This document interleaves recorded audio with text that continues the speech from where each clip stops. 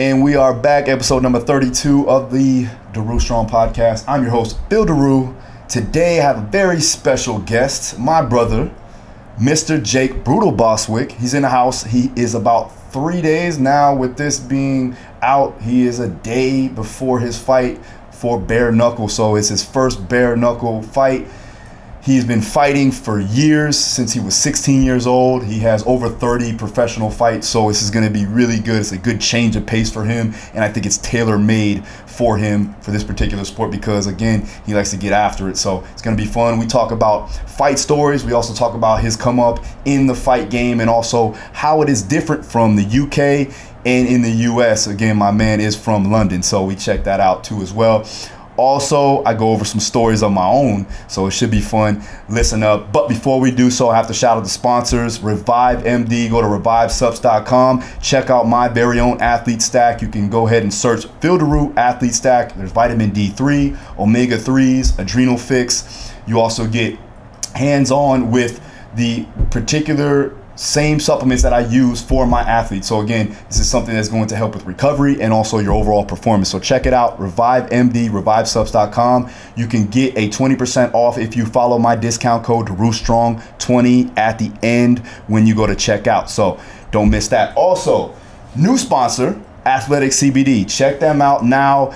You can go on to athleticcbd.com and use the discount code Daru at the checkout. Again, CBD has been known to help with recovery, muscle soreness. With Athletic CBD, there's been a huge amount of success with it. We have over, when it comes down to reviews, hundreds of reviews. Again, this is a 300 to 1,000 milligrams of CBD. I get it. I use it with all of my athletes, and also our clinicians here use it on myself because, you know, I had to get over a slight ACL tear, and now I'm getting back ready to go because I'm a mutant. I come back faster. So again, thank you, Athletic CBD. Check it out.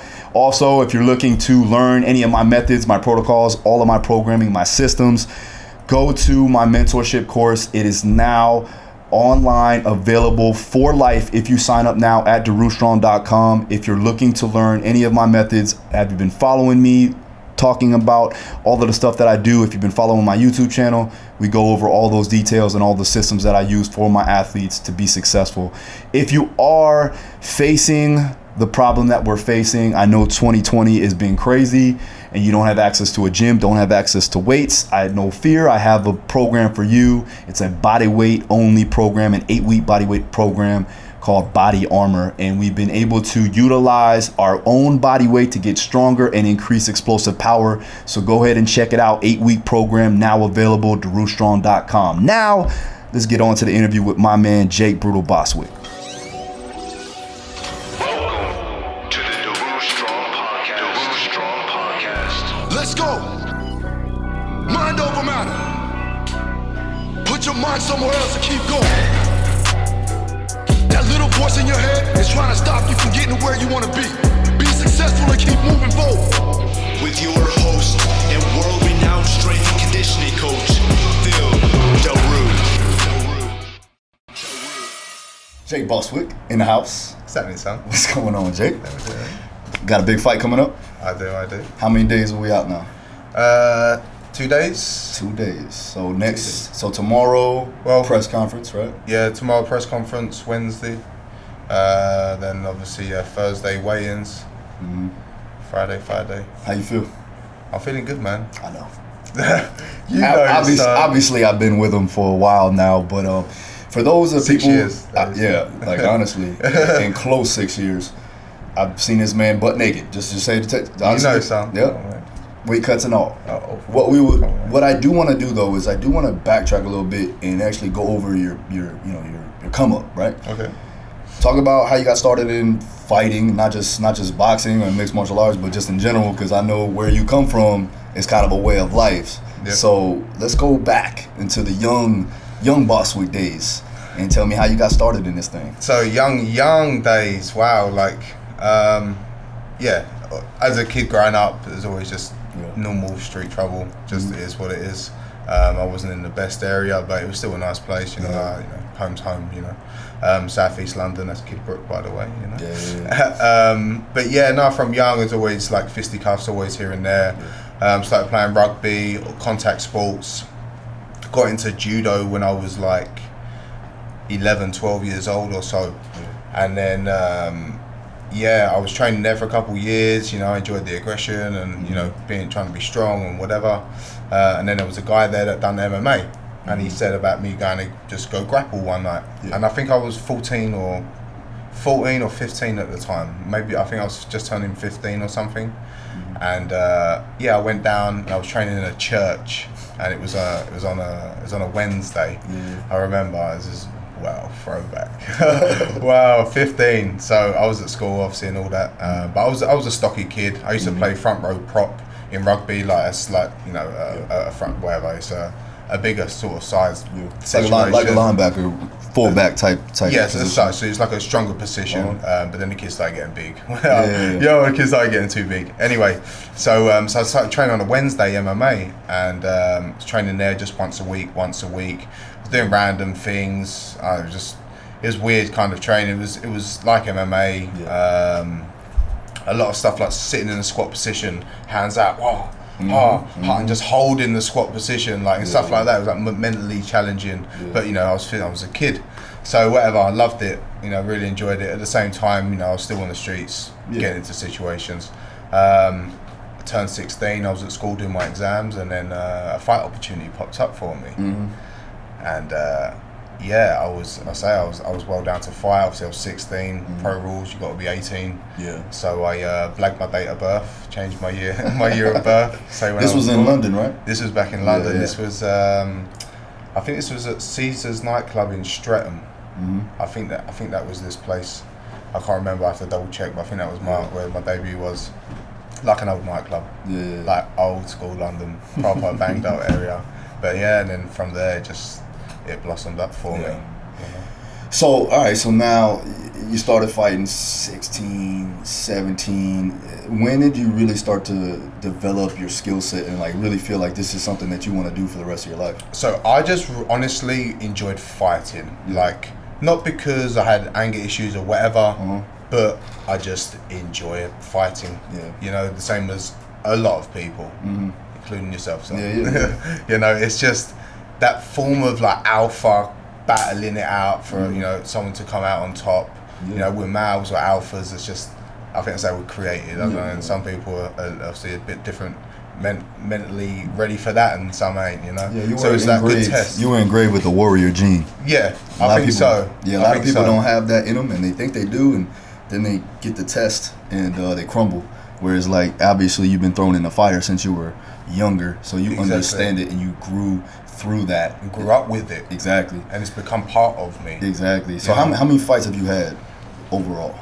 MMA fights? Everything. Street fights? Now we're looking, well, shit. Nah, we ain't gonna go all the way. That's like hundreds and shit. Yo, come on, son. We're gonna talk about that, though. I do want to talk about some of these street fights because I always make him say these stories. Always got stuff. No matter where we go, he has to tell me these stories, or at least tell the people that I've already heard the story, but I like to hear it again and again. So we're gonna hear it again.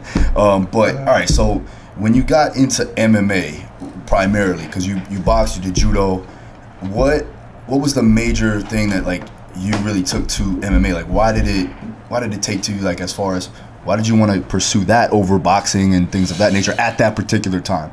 I enjoyed watching MMA more than I enjoyed watching boxing, and I liked that you could like grab and stuff like that. I didn't really know much. I really didn't.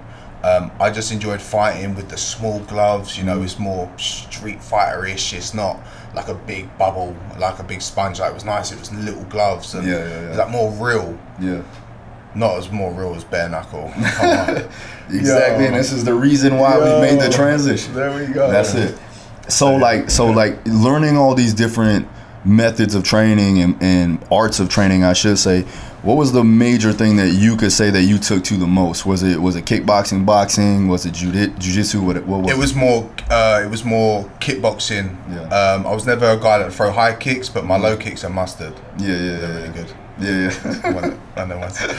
So they're really good. So I used to really love calf kicking and just dropping that low kick, and I could follow up with it with some strikes. I just wanted to throw my hands work on my sprawling. Like my sprawl game's pretty decent. My wrestling defense is pretty hard. When you're a striker, that's the main goal, really, honestly, is defend and then do stuff after that. And like even learning submissions, like I didn't mind learning certain submissions, but there were certain things I'm like, I'm never gonna do that. Yeah. You know, defensive submissions too. Listen, all I used to do was drill defensive stuff because everyone wants to just try and sub me. Exactly. No one wanted to stand and trade, so it was always a situation where I was always working my defense stuff. So I was always working defense in my bag. Like even for a fight a few years back now against Danny Mitchell, you know, he works. He's good with the twister. And he's slick. So it was like I was working like defensive work with that, you know. Gotcha. So it's you have to incorporate it. That's funny, man. So what do you think? Like I get this all the time, and people ask me, it's like, if you're a striker, is your goal to get your striking to like the elite level when you're doing MMA, or is it something that now you've had that level, you're good there? Do you need to bring up your jiu-jitsu and wrestling? Or do you focus on increasing your striking? Okay, that's an interesting question. I like that. So it's like you get your striking to a certain level. It could be up here if you worked on just that, which I've done. And I can only say, taking the time away from everything and just concentrating on one aspect for just a certain amount of time, my boxing has gone from like a 5 to a 10, by far, with accuracy, with how I rotate my shots and everything, because I just worked on that. When you're incorporating your wrestling, your grappling, your defensive stuff, your jiu-jitsu, whatever, then your strength conditioning, then this, and it's a lot to take in. It really is. So everything's just slowly but surely getting there, but if you did concentrate more towards one thing, you're going to get, I feel, more from something. So like you're saying, if you get your striking to a level, I feel for MMA, your striking should be well decent. You can have bad striking and an amazing jiu-jitsu game, yes. But then some of these people, you punch them in the face, drop a few elbows, they don't like it. So if you up your striking and your striking game's a lot better, it helps better to then get into the transitions that you want to get into. So I feel striking is definitely a key aspect for sure in MMA. Now, do you feel like if you are a wrestler, is it the same thing? Do you get your wrestling higher and you don't worry about the striking, or do you feel like the wrestler or the jiu-jitsu practitioner needs to go ahead and get their striking? I like that. That's smart. See what I'm saying? Okay, so from a striking point of view, that's what I would have given on the previous answer. But yeah, for this, if it was like a wrestler, keep your wrestling game. If your wrestling game's on top, I don't know, random names, train with a bunch of people, but whatever. There's, you know, good wrestlers, but it's like their striking should be better, because then the striking's gonna help your wrestling. So it's going to help with the transitions and also. But if your wrestling's tip top anyway and you're out wrestling the whole gym, you got to stay on top of your wrestling game either or. You still got to be training with the best in the gym and pushing yourself on all levels, of course. I'm not saying take away any extra time, but if striking's an issue, then maybe slip away from your jits for a little bit and concentrate on your more hands, get more striking sessions in during the week, you know, or more setups with your hands and so forth. But boxing's key, man. Which makes sense because you are a bare knuckle fighter at this point. I am, son. So we'll talk about that in a minute, but like, so now I'm thinking, all right, what about strength and conditioning? Because we have a lot of coaches on here, the strength and conditioning world. Obviously, I'm in that world now. What do you see there? Because I know what I do with you, you're strong, you're powerful.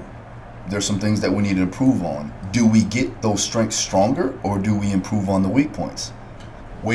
How me and you would normally do it, we'd focus on our weak points to help better structure, and then keep maintaining, and then to progress on the pros, you know. Okay, so everybody listen up. So the goal, right? Keep your strengths, improve on your weaknesses.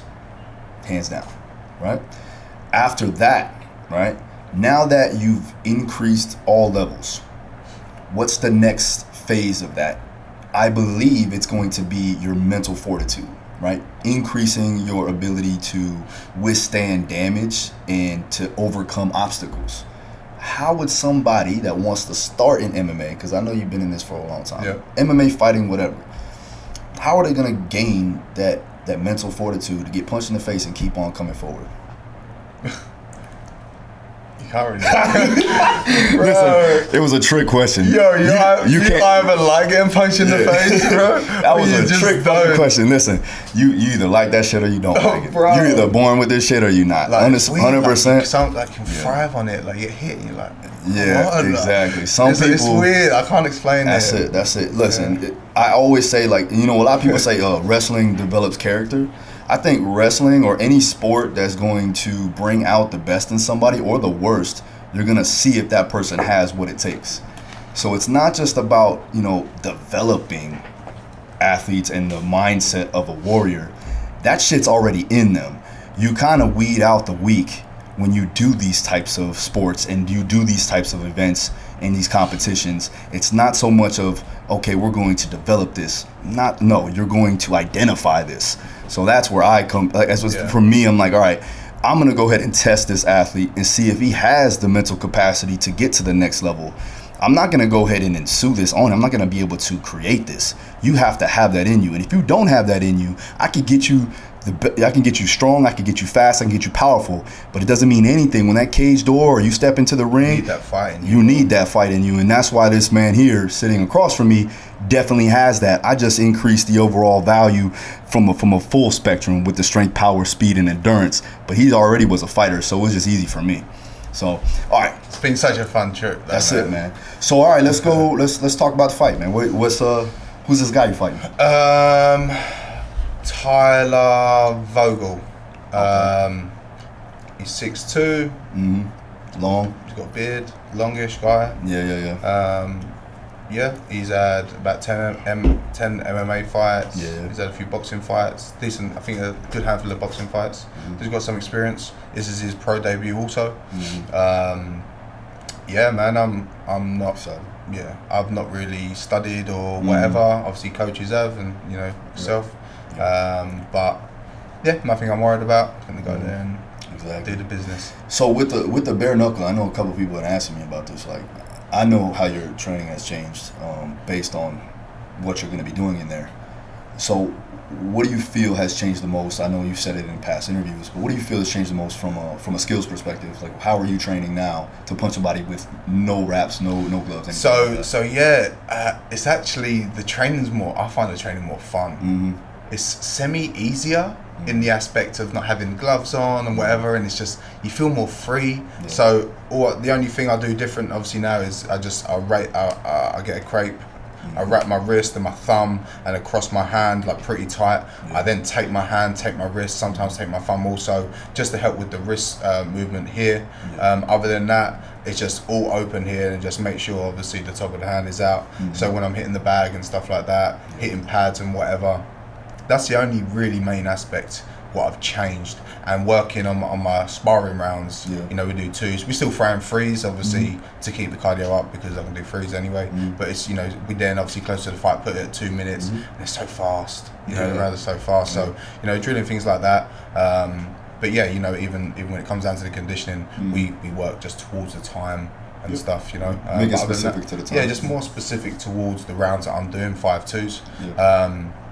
But yeah, when it comes to working in the gym, it's just nice to get my boots on and whatever, just wrap my hands up and I just start whacking the bag, mate. You know, warm up, get a jump rope going, stretch up. Yeah, hitting the bag with bare knuckles, you're building up calcium, right? And that's usually what a lot of the Thai fighters would do, like kicking the palm trees and you know, it legit works. Yeah, like pipes sometimes and boards.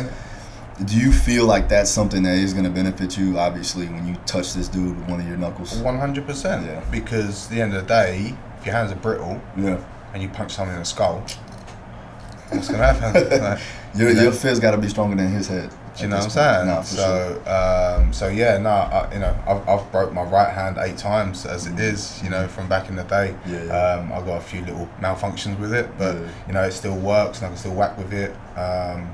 And the same with my left. I broke my left a few times as well, fractured my wrist and shit. But it's good, you know. My hands are good, and it just, you know, over time, bruv. It's nice just to It's just you feel, bruv. You legit feel the difference. Like you really do. I would say, I mean, definitely in the distance you have to take into account too as well. Yeah, it makes such a difference. A little bit. Bruv, like, you know, even, you know, it could be this much. You see punches, how people hit someone and they just clip their chin with an MMA glove. Yeah. If there was no MMA glove, they would have missed that shot. I know. You know, it's just like, it does make a slight difference. Yeah, for sure. And the angles of the punches, you got to think about your thumb and situations. Very true. You know? Yeah. So, like, there's a few things. So if you're looking to do bare knuckle, just know it's going to be a little bit different. Yeah, very different. All right, so what we got next is I want to go over some questions that I got from Instagram. All right, so question for Jake. He wants to know your training split. I know that you train with me. Curious to know what his days and weeks look like. Also about your nutrition. Okay. So for my nutrition, Mr. Eric Penner, you know, Mr. Performance Man. Yeah, when it comes down to my routine, Mondays, Wednesdays, Fridays are box. That'd be my morning sessions. Depending on them days, normally I'm just boxing. I go in, work the bag, little jump rope situation, work some mitts, do some drills, whatever. If I have sparring, then it changes a little bit, but still in the gym Monday, Wednesday, Friday, boxing in the mornings. And then when it comes to the evening on them days, on the Mondays, Wednesdays and Fridays, I would do some like jump rope, some med ball throws, stuff that you got me to do. Come on, son. Always working, and I'll do that of an evening in my own time. So I do a lot of stuff on my own. Now you're working too, though. Right? Yeah, you a trainer also. Yep, I coach also. So you know, so yeah, that's true. Take that back. So in the mornings, if I would wake up and I'm gonna go to boxing for say 11, 12 o'clock, I'll be up at 7, 8 in the morning. Go train clients. Tuesdays and Thursdays, I'm down in Miami. Got some clientele down there. Mr. Timbo. You know, yeah, let's talk a little bit about that. Man, the man works with the world famous Timberland. Yeah, he's the man. How's that? How did that happen, actually? It was random. An older gym I was working at originally. I was new in the country. Just trying to find work. You know, I was new. Just got me work permit. Was going to start trying to get clients. I had 1 or 2 clients, and then I got a call up from my coach at the time, and was like, Jake, do you want a VIP client tomorrow at 9:30 in the morning? Apparently he'd asked a couple other people and they said no or something. And I was like, yeah, I'm down, let's go. Yeah, I'll be in for sure. Went down, it was Tim. I was like, oh, cool. Like, he loved it, you know. Nice. He overpaid, like, he tipped. That was nice. It was crazy. I was just like, oh, wow. Like, and then, I loved working from there. That was 4 years ago. How is he as a client? As a client, he's pretty cool. It's like, he's very personal, you know. He doesn't really let a lot of people in. Sure. You know, but I've been with him a good few years now, so I know a little bit more about him and stuff. But yeah, he's still pretty quiet, but he's good fun to work with. You know, he's always having a laugh. You know, bang the tunes on. Yeah. Did you ever like you listen to his music? But obviously, of course. I mean, I would say. DP, what we used to listen to, man? All of them, bro. Like Missy Elliott times, bro. Yeah, bro. He's just a legend, bro. It's like it's crazy. Yeah. And then like a lot of these young kids, they don't know that though. Like I got my daughters, and they won't even know who Tupac is. It's just some shit. It's like, hey, I feel bad. I feel like I did something wrong. I feel like I did something fucking wrong. Oh, I'm like, damn, man. It's, you know, I don't even know the kids nowadays. They all got little in the front of the name. You're making me sound old and shit, but it's really what it is. Little Yachty. What's up? Little pump. That's it. I don't even know. All right, so let me get another one here. All right, so how long do you plan on staying with bare knuckle? I didn't finish off my other question earlier. Oh, the whole with what other days I do my other work. Oh, go ahead. So my bad. Let me quickly throw it back real quick. On the Mondays, Wednesdays, and Fridays, I'll do my boxing, and I'll do my extra little bit of work in the evening. On my Tuesdays, Thursdays, and Saturdays, I'm with this beast. Boom. Come on. Come on, son. And then, Sundays normally chill. Yeah. That's normally how it goes. And sometimes again in the evenings, I'm normally training twice a day. Even if it's 20, 30 minutes, just go bang out quick 3 miles, I'll do something. Anyway, back to the discussion. Yeah, no, what do you think? You think you're going to stay in bare knuckle for a while or what? I do, man. Yeah. I think this is my calling. Yeah. You know, obviously anything can happen in the fight. I'm more than prepared. I remember the time we were in Detroit and you were like, man, I'm gonna go to boxing, and then I was like, yeah, I like that.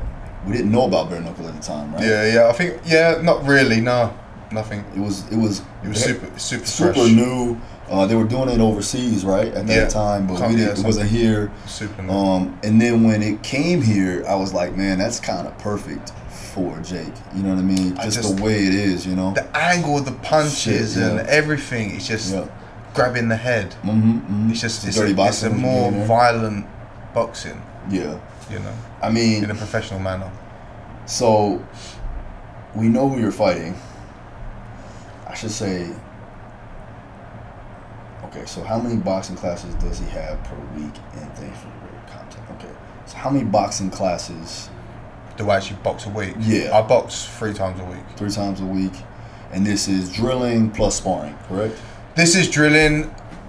Maybe on one of them days I could have sparring, or I might have sparring on Sunday. Sometimes I've done that. I've had sparring on a Sunday a few times with that was a little weird, but it works. Yeah, you got to make it happen. That's why sometimes I go running or go work out at 2 a.m. because it's like, it's just go get it done. You don't know, random situations, random times, random days. Yeah. So I just had to mix it up. But boxing 3 times. Sometimes I'll incorporate one of them days, an extra day, like a 4th day for sparring. Possibly, but I need 3 times. Gotcha. All right, I got one. I shadow and move and stuff always around. Yeah. Well, that's like everywhere though. A fighter's gonna shadow box. I just go into Publix on that. That's it, bro. That's it. That's how you know, right then and there. All right, so we got one from Steve. He says, "What's the biggest influence for you as a fighter?" Biggest influence. Say it in a different way. So, who influences you the most? Who makes me work? Yeah, pretty much. Honestly, like you and Maureen being on my ass, bro. Like, I'm not even joking. Yeah. You know, I think our relationship's amazing, and I enjoy coming to the gym to see you. Yeah. When I come to the gym, you're not here to train us. I'm like, oh. Yeah. It's okay if we get trained by cool people. Yeah, I hear you. But I still want Phil there, you know. It's different. But honestly, like you guys motivate me a lot. It's just obviously I got passion just in me anyway. I want that drive. It's just I want it, you know. I do, and I want to do well. And I know it's just work ethic. People, if they don't push themselves mentally in certain ways, like, you're never gonna understand that. Yeah. For a long time, you've always been a hard worker. It's just now we have a pinpoint understanding of where we want to go. Exactly. There's goals. It's a solid focus. Yeah, like you had your goals. Like, we knew exactly what you wanted to do, but there was no purpose behind that goal in that particular time because there was no end result. Yep. Right? It was just like, all right, we're just going to get trained. We're going to train to get this better, to get that better. Yep. But it wasn't for a particular competition or for that end result. It was just working. It was just work to work. But it was quality work. Yeah, it was still quality work. But it was annoying not having a goal. Exactly. And for anyone that understands that, like, when you haven't got a goal in mind, and even for random people that are just sitting on the couch and they want to start dieting and they can't find a reason, I semi-understand it because, like, it is nice to have a purpose or a reason, something to drive towards. So when I got a fight coming up, like, I know what I'm preparing for. Otherwise, it's just we go to the gym to work, which is great, and I love just coming to the gym to work. But it's always nice having a goal, man. Yeah, that's why it's like, again, with that end result, you're allowing yourself to have more of a structured approach, right? Have that systematic approach, and a lot of people that don't have that, whether it be either you're a fighter or just a regular person trying to get in shape, they really don't understand why they're actually doing it. It's going to fall to the wayside. They're not going to follow through with it. You know, and for you, I know you fluctuate in weight all the fucking time. I'm always on his ass about this. I've maintained decent. This last year, I went up a little bit, but I've maintained a decent shape for a while. What I can say is that when you're in. Like, it's fucking tunnel vision, and you'll lose the weight easily. You don't get sloppy. It's not that, but you'll get big. I just get buffy. Exactly. You look like you play in the NFL. Yeah. You know what I mean? And then you'll get down to, okay, now he's looking like a fighter. I just want to go and eat some Pollo Tropical. Pollo Tropical. He didn't have Pollo that shit. Tropical. He didn't have that shit in London, by the way. No, we got Nando's. It's different. Same kind of. This kind of goes with the next question. Somebody asked me, what UK slang terms have I learned from Jake? Propaganda. Proper geezer. He calls my son that sometimes. Yeah. and Wanker. I've seen that, and then just his like the way he says things, I start talking like him sometimes. Come on, son. See? Let's go, son. I could definitely, man, if I ever had like an acting job, I could definitely play a guy from the UK. British, man, bro. fuck yeah, man. Easy, Fucking son. right, bro. Come on. Come on, son. Bro. Oh, I love it. Between you and your dad, bro, I'm in there. I'm in there. Oh, man. Yo. Oh, All right, so here's one for me. So, how should I train conditioning for a short notice fight? Now, short notice fights are hard to come by. I usually have guys come in 4, maybe 2 weeks out from the fight. In that particular case, the goal really is to make sure that you are working specifically for that time frame of the fight or the duration. So I would definitely look at how long are the rounds, how many rounds you're doing, and then you want to work on those particular energy systems that are going to enhance the quality of your fight. Honestly, you need to be able to be in shape year-round, especially if you're a fighter, and Jake knows this. Hands down, we got to make sure that you have a base of aerobic capacity, and that was one thing that he's always had, was that ability to have sustainability, and to increase his ability to have oxygen utilization, and also maintain his ability to take in that oxygen. That's why we do the breath holds, and that's why we do the nasal breathing, because it is going to enhance those qualities. Now, when it gets closer to the fight, let's say for this young man, I had to make sure that he was getting ready for 2-minute rounds. So now, instead of going for 5-minute rounds or 3-minute rounds, we had to taper that off, but I still had to overload him. So we did more rounds, but we maintained the time of those rounds. Solid 2 minutes. Right? And then we'd bring it down and taper it away until it was, a week before the fight. And the last week was Saturday, the day before, I should say the day before he starts really cutting and water loading and all that, is when he's going to have his hardest day that's particular to the fight, right? So we did 5 2-minute rounds, and it was at the threshold level. So he was increasing his lactate threshold, right? We're pushing that over to the right.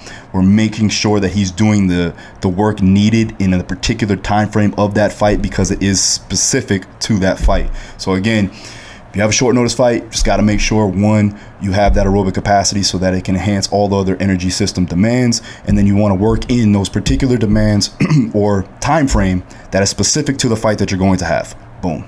All right, back to my dog. Boom. All right, let's go into I'm going to do some fun ones. I'll give you a fun one. Hold on. This is something, we'll talk a little bit about fighting, a bit different here. I got Mike Tyson's shirt on. Tyson's in there. How do you feel about Tyson versus Roy Jones? Ooh, that's an interesting one. Honestly, I think Tyson all day is going to finish that fight. I just think he's still so fast and powerful, and just a different kind of animal, man. It's funny because it looked like Tyson didn't lose a step. I mean, obviously he's older. 100%, right? But he still has the power, still has the speed. He's an animal. You see how he moves, just like, over. And he was doing that shit when he wasn't in shape. Yeah. Imagine now when he's getting in shape and you see some abs on him. Training and working. 100%, man. I don't think it's going to be a short night for Roy Jones. What you think about that? I think it's going to be a short night, honestly. Yeah. Were you a fan of Roy Jones back in the day?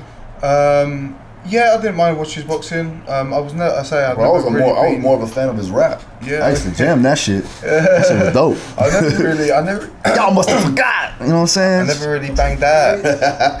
Well, first of all, your rap is a little different. Yeah, my rap's well different. Hey, I ain't gonna lie though. I like it a little bit though. When you put it on in the gym, I'm down. I'm down. I like that stuff. Come on, man. Everyone has a bit of grime. Yeah, British grime and rap. What Okay. Let's go off of this one, because I know I wanted to get to this, but I'm going to get to it now. Get to it, son. Your favorite. I'm going to go off mine, because I know mine. I'm going to make sure you say that one. Hopefully it's not the same one. Your favorite street fight story. Let's do it. I got mine. Don't say mine. So funny. Favorite one. I want a funny one because I want to incorporate my old man in this one. Okay. You know, the one with my dad, I know this one too. Let's go. All right. So shout out to Terry Bostwick. Terry Bostwick. Yay! outside Malden's it was. In Malden's bar, whatever. We threw some fellas out. Again, me and my dad was working the door together. And which is both. I was inside. My dad was on the door. I was inside. Whatever, long story short, we come out, there was a scuffle. We didn't really know what was going on too much with what the situation was. I can't really remember. But I remember there was about 5-6 fellas all creating havoc, making noise, shouting, swearing, blah, blah, blah, trying to calm them down. Anyway, one guy started trying to throw blows and whatnot. So my old man like sweeped him, put him on his back, trying to pin him down, like trying to calm him down. And I'm trying to hold the other guy's back and whatever. And then I see my dad, like, he was trying to sink like a head and arm choke. Yeah. So, like, I kind of went over and I see him. And my dad was, like, on top of him. Because, like, the dude was going crazy. Like, we're just trying to, like, put him to sleep. Just, like, relax. Yeah. So, obviously, at the same time, my dad's kind of down. So, like, I'm over him. Like, we've got to obviously keep our eyes on everything's going on and whatever. Anyway, so my old man's, like, trying to sink the head and arm. And I'm like, right. So then one of my other doormen come round and he was a bit safe, so I could like help my dad. Yeah. So I'm, my dad's like sitting on the floor on his knees, and I've squatted down to him. I'm like, yeah, that's it, Dad, that's it, yeah, that's it, ear to ear, that's it, sink your shoulder, give him a bit more squeeze, and he's like, yeah, okay, yeah, he's knocked out, let him go. And he's like, just let it go. And then that was it, bro. And then I was like, that's it, boom, put him in recovery position, calm the situation. He was cornering his dad in the middle of the club, like in the middle of the bar, man. It was at the front. It was in the front? It was at the front, that's bro. So funny, it was at the man. front. That's what I mean. It was all going off. There was like traffic going off, and yeah. So what happened after that? We had to call him an ambulance actually. Oh man. Yeah. It was all good though. But at the end of the day, he was going crazy, mad. All right. But it was safe. Everyone was good. Yeah. I mean, situations like all it's scary though, because that's why I would say, like, he was okay. Like, he woke up and stuff. It was cool. We just put him out just to make sure. And you put him out. He wasn't like, he didn't take damage. Like, no. That's what I mean. We done it. Put him in straight to recovery. It was cool. Sat him up. He was fine. It was all good. It was fine. Yeah. Happy days. Happy days, son. So that's another one. Happy days. Go ahead and tell them my favorite story on the gravel. Come on, man. You gotta show I knew you wanted it. I need that one, though. You might just stand up and tell this one. I might have to, bro. I'm gonna have to. Want to clear it out? We can clear it out. Do you want to stand up? Yeah, let's do it. So, just to give you some backdrop, my man was actually, it was a week before the fight? Was it a week before the fight? Bro, I think it was like a week or like even like 4 days or something. Gotcha. So like I was like in this situation, water loading, like tired, I was depleted, just ready to cut weight. It was cold. I had a big like a jacket, like a what's it called, a tracksuit on, so like sweatpants or whatever, like a hoodie. I had a big puffer coat on, like big duck feather fluffy coat thing on, beanie, had my bum bag on. Obviously I live with my bum bag on. So whatever. And I'm driving a little Citroen Saxo. If you know what that is, it's tiny. It's a little banger. Yeah, it's pucker. It's a little 1.1. How old were you this time?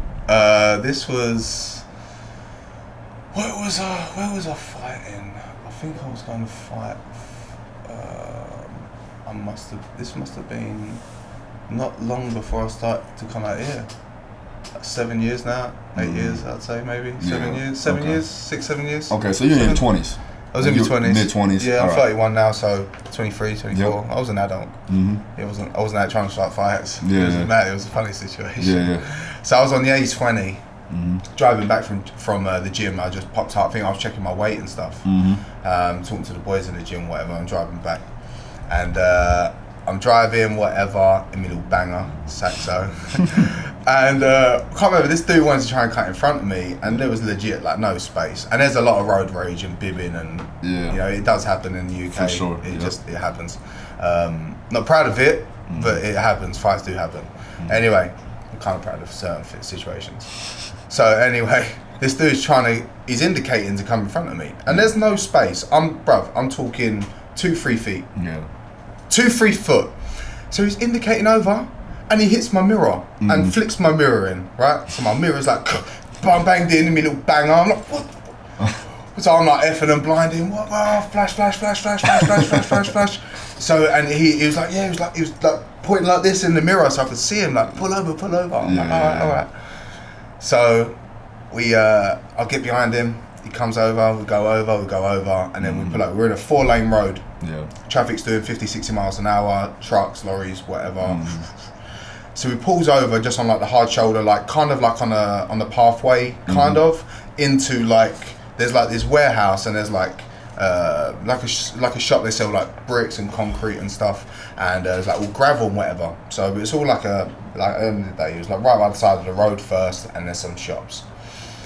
Anyway, so I gets out of the car. You want me to stand up? Yeah, let's do it. We get it. D, let's see it. All right, hold on. Let me make sure you got the mic on you. Fucking funny as hell, man. Let's move my chair. Bro, I made him say this shit to Mark Bell. Like, it's like the one thing that if I meet somebody and I'm introducing him, he has to say this story. It's crazy. Go ahead. All right, we good? Yeah, Is my mic sweet? Yeah, you're good. Can we see me? Shit. All right. So anyway, we're driving. He pulls over. I pull up behind him. Boom. He gets out. I get out. What the fuck? Can I swear? Bro. Oh, fuck. I'm like, what the fuck? Whatever. He comes over. I'm giving it to him. Whatever. Tallish guy. He was like just a typical street kid. I don't know. Whatever. Yeah.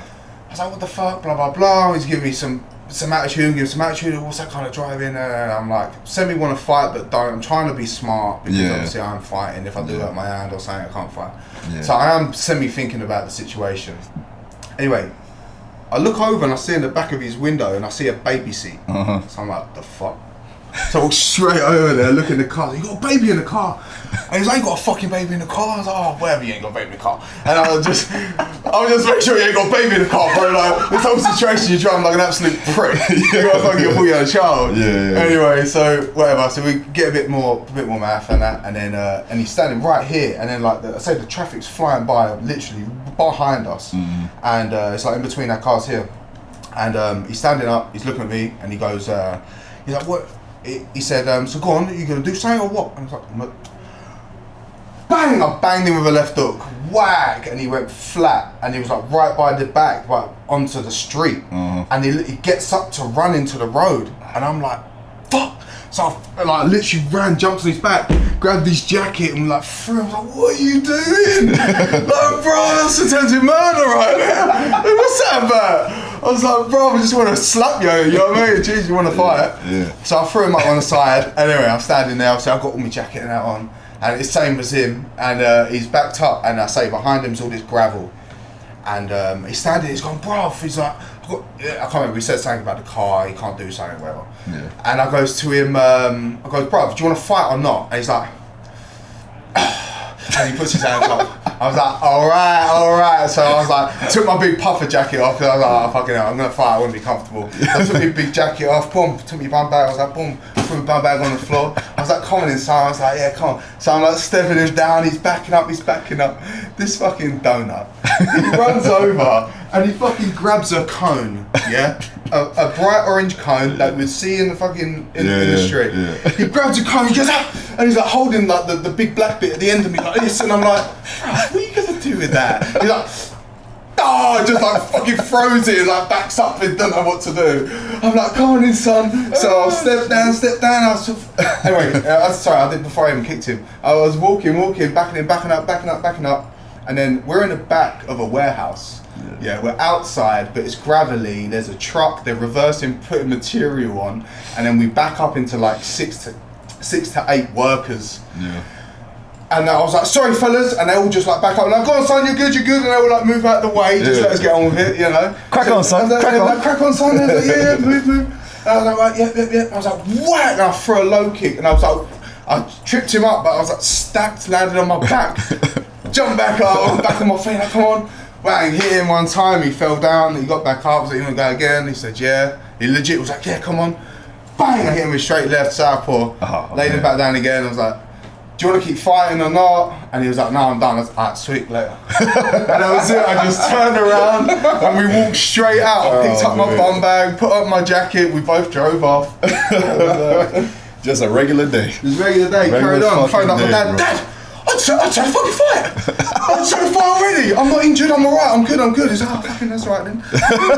That's all good. Yeah, man. That right there is the quintessential Jake Bostwick right there, ladies and gentlemen. That shit is funny as hell. It was funny. He wanted to fight. It's not like I'm bullying anyone. Now, is that like, people bro? want to fight, bro. In London, though, that's like every day, though, isn't it? It's an everyday thing, and honestly, like, you don't get in big trouble like with the police and stuff if people fight in the street. Because if you're not going to press charges, they can't even arrest you. Yeah.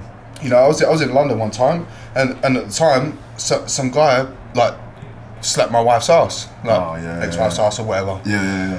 So it created a whole situation. Police were there. Obviously, my dad see the situation. I missed it. Yeah. Woo! Yo, I missed that. My dad didn't. So my dad fucking kind of semi-banged him, put him onto a car, threw him on the floor, literally in front of 4 police. Yeah. And obviously I had to come back to America and stuff, and I was like, I didn't want to create a mad situation, but he walked past and he slapped her bum, you know. Anyway, so obviously police handcuffed him up, whatever. Asked if she wants to press charges, and we're not going to press charges if they don't live here. I was like, okay, we've got to release him. So then just let him go. Wow. It's it's just different. And the same with street fights. If me and you had a fight against each other and you're not going to press charge, you won't get arrested. And there's not a whole lot of like, all right, I'm going to come back and shoot you. No, it's not really like that. Don't get me wrong, knife crime and stuff, more with the teenagers and stuff, man. It's disgusting. I remember when I was out there to do the seminar, you were like, man, they're throwing like acid on people and shit. Yeah, man. Yeah, that shit is crazy. I remember walking, and then I was with your dad, and shout out to Terry, by the way. He's the fucking man. I was with your dad, and we were going downtown. Queen Elizabeth went out there. Bro, it was so nice out there, man. But he was always like, "You just gotta watch our back, mate." I was like, yeah. I was like, in my mind, I'm like, I'm waiting for a motherfucker to just run up, because I'm just gonna have to bang his ass out. Because like the kids, bro, they're like, just stab people in the back and that. Yeah, it was wild, and it was around that time where they had like 5 or 6 stabbings, and they were throwing acid on people. What do you think is the major issue with that? Like, is it because you just don't have? I mean, I don't want to say this, but no, it's that. Is it like because they don't have firearms? Because they fucking go to all this shit like that? That's what I mean. Like for example, being here in America compared to being home in the UK, I've jumped out my car for scraps. Yeah. With many people. Yeah. I wouldn't even think about stepping out of my vehicle here unless I knew, one, they for sure never had a gun, and depending on the whole situation anyway while I'm even getting out of the vehicle. But you just can't do it. It's I'm scared in that aspect. You break into my house and I can take your life. Yeah, for sure. Like at the end of the day, it's like, it's not like that in the UK. Even if the police got a whiff that you even got ammo in your house, like SWAT will kick down your door, man. Yeah, that's crazy. Like it's crazy, and it's like it's the same thing with the same thing with like even driving, huh? Like you go through a certain, I guess you get to a certain miles per hour and they don't follow you after that. Is that correct? Like if you're driving fast and you're driving too fast. So sometimes, they especially if you're on a motorbike. Yeah, that's what. If you're on a motorbike, normally, sorry, if you drop your crash helmet, they stop following you. Really? Because they don't want to hurt you and other people. They can't kill you. Gotcha. Because over there it's like law helmet. Yeah. But people do drive and they'll be getting a chase. It's happened. And they take off the helmet and the police have to back away. Gotcha. What do you see different? Like other than that, what do you see different from the US to the UK? Wow, everything. Yeah. I mean, I know that we have a lot bigger, like even just food in general. Like you get bigger portion sizes and shit like that. Yeah, it's just mad difference. Like when it comes down to food, like food quality, like I'd say UK McDonald's is healthier than US McDonald's. I think anywhere in Europe, meat quality is better. Yeah, for sure. Yeah. But other than that, that's dirty talk, you know. Other than that, foods and stuff are well different. The people, the stop signs are so annoying. Bruv. And no one knows how to use the fucking roundabout. What's that about? Just go around the roundabout. Yeah. People stop. But there's a yield though. You got to yield. Obviously, you got a yield, but you just yield over in the UK. You yield to the right, whatever. Yeah, you give way. You give way to the right or whatever. Yeah, it's us for the left. So you give way to the left. But your stop signs, your traffic lights are a lot longer, but your petrol's really cheap. Yeah, petrol meaning gas, by the way. Yeah. Y'all Petroleum. Snaps on the petrol, bro. Gotta get some petrol, you know. I fill up my tank for like 30 quid, son. You know about that, bro? I knew about that because I watched Menace to Society, believe it or not. DP, no, he's laughing in the background. You ever watch that movie? That movie single-handedly got me so much trouble when I was in high school, bro. Yeah, just that is Menace to Society. I need to see You guys know what I'm talking about. Oh, you gotta watch it. I'll check it out. O-Dog, man, you gotta watch it. Kane and O-Dog. Oh. Single-handedly changed my life.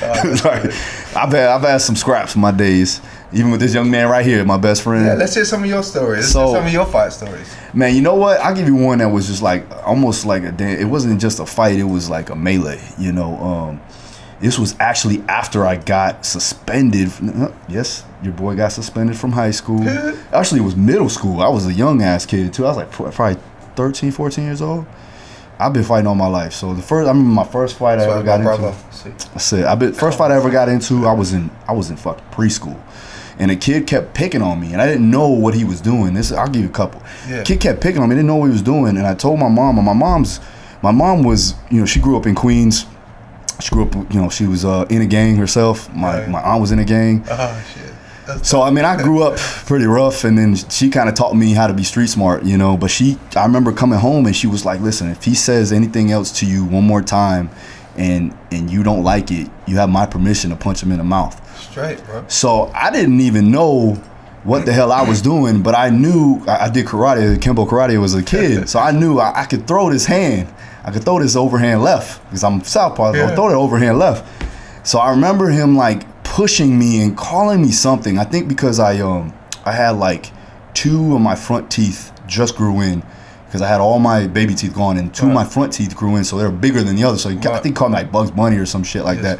So I was like, you know what? And he pushed me and I just fall back. Wow! Fucking smashed his both his front teeth and his nose broke. And I was like, he was leaking. I was like, oh, I thought I killed him. I was probably like, man, maybe 4 or 5 years old, something like that. Wow. I was young, bro.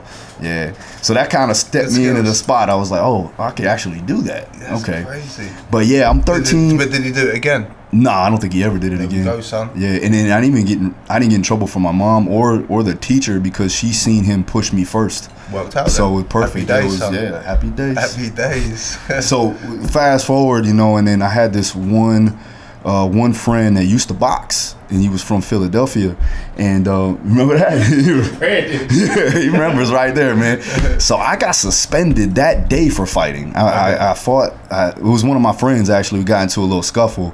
It is what it is, whatever. And then we got out, and that night I ended up just going out and going to the movie theater. Now the movie theater is kind of like how we all hung out over there. So anything popped off over there. And then we had 2 cities that I lived in. I lived right in the middle of it. You had North Lauderdale, which is in Broward County, and you have Margate.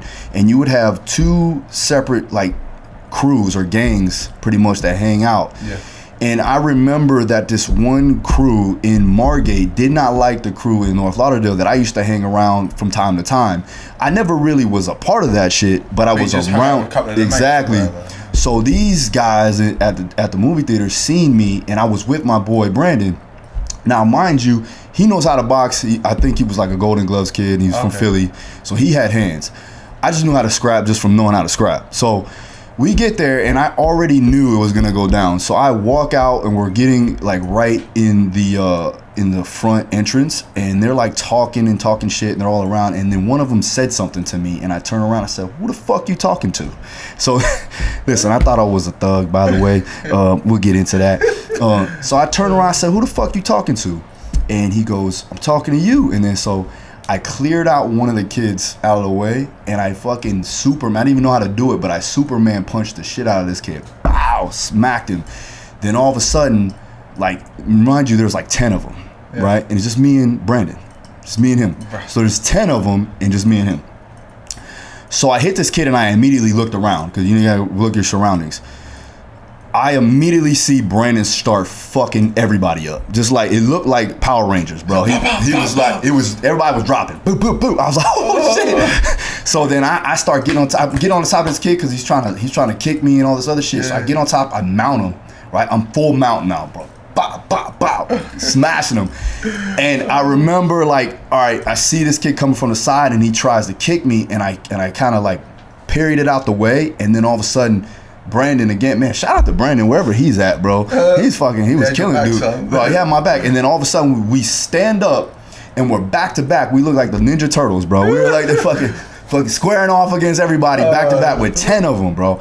And every time one person would come up, hit him. I remember I hit him with the 2 down, right? Boom, overhand hook. The other one came in. I think I may have kicked him, like side kicked him or some shit.